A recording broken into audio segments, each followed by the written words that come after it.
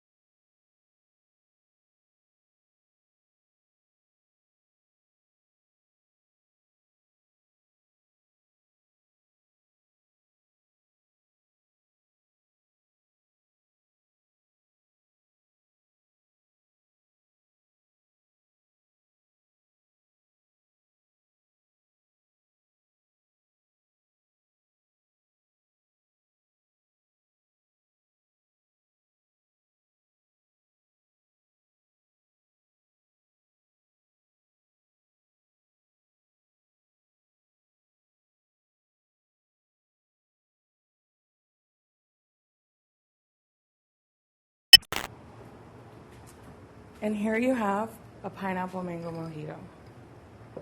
And now we're gonna try it. It's delicious. The combination of the pineapple and the mango is an excellent choice.